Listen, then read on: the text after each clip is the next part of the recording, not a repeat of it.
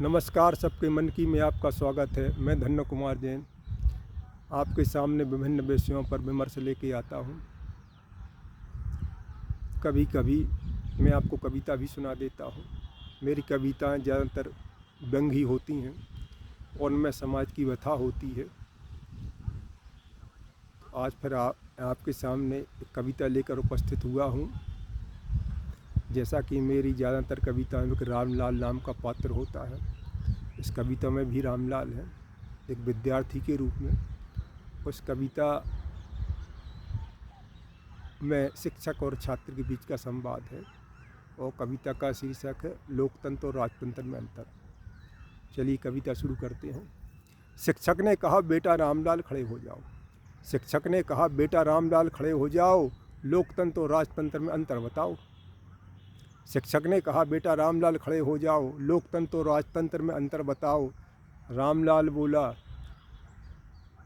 बोला, राजतंत्र में राजा लड़ते हैं, राजा मरते हैं, जनता तमाशा देखती है। राजतंत्र में राजा लड़ते हैं, राजा मरते हैं, जनता तमाशा देखती है।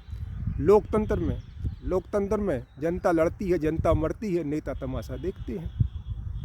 राजतंत्र में सत्ता के सिंहासन पर बैठा हुआ राजा जनता का दुख दर्द नहीं समझ पाता है।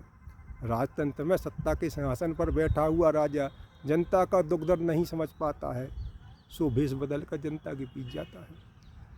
लोकतंत्र में नेता जनता के बीच से चुनकर आता है। लोकतंत्र में नेता जनता के बीच से चुनकर आता है, सत्ता के सिंहासन पर बैठकर जनता से दूरी बनाता है। एक के कर्तव्य पालन से दूसरे को अधिकार स्वतः मिल जाता है। एक के कर्तव्य पालन से दूसरे को अधिकार स्वतः मिल जाता है।